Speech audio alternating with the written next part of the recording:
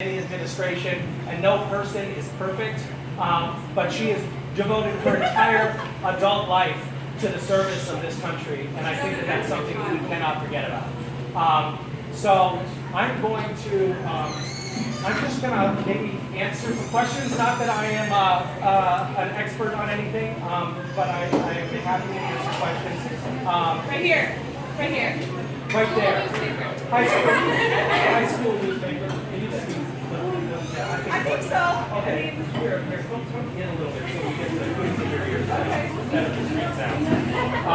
Yes, what is your question? Why did you choose to come to Iowa to get or like people to register? Why did I come to Iowa? Yeah.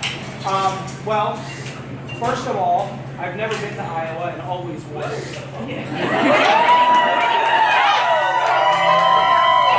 So that was an exciting prospect to me. Also, when I contacted the campaign and asked where I could be best used, best of most service, they said go to Iowa. So the campaign sees Iowa as a critical state in the election, and they thought that I was most useful here in this Mars coffee shop. So it's good to know that this is it. They have their finger on the pulse, and this is where it counts. I think that the campaign really wants to get young people out to vote. A lot of you look like you fit that bill. Some of you look like you might be a little too young to vote.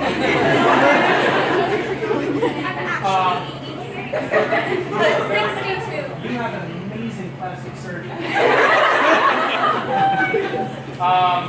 Yes. Hello again.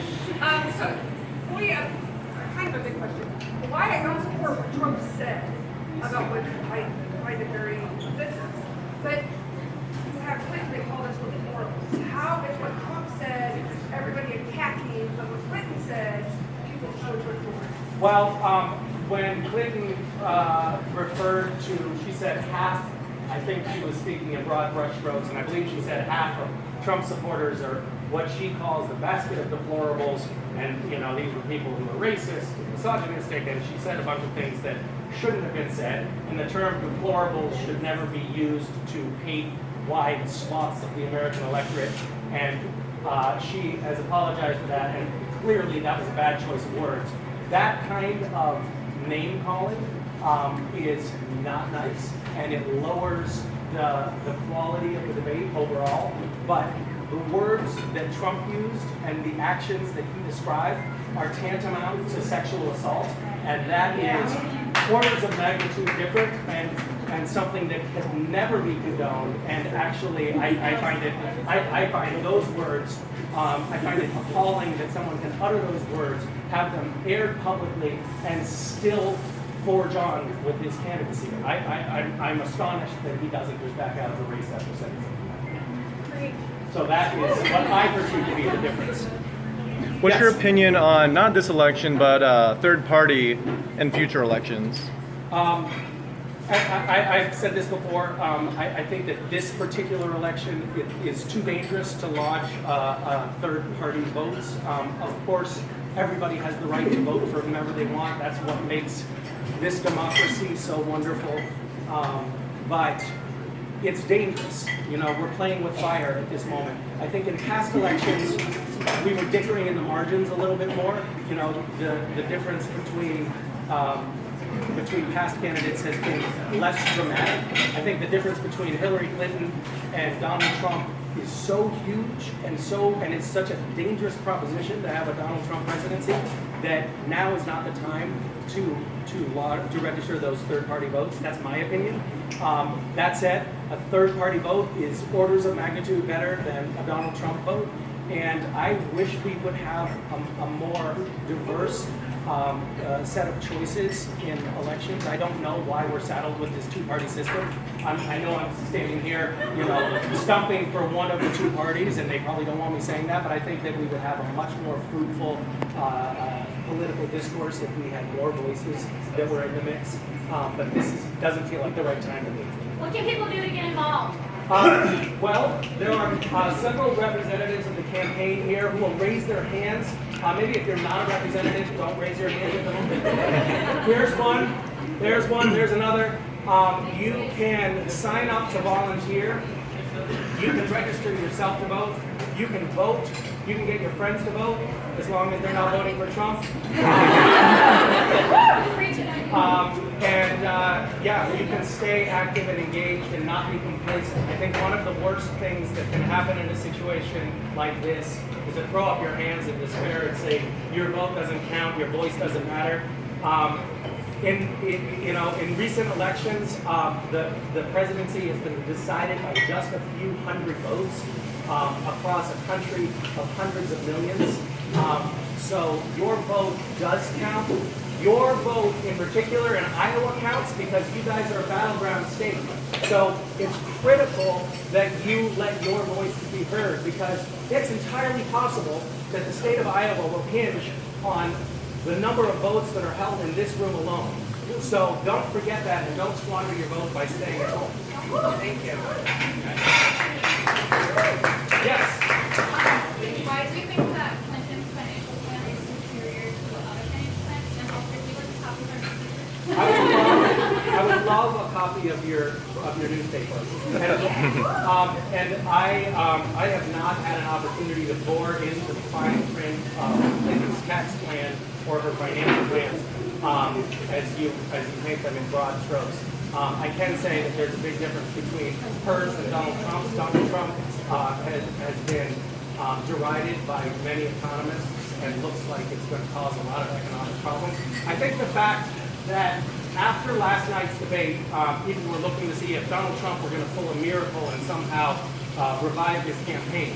When that didn't happen, when he turned in sort of an expectedly poor performance, the stock market did well.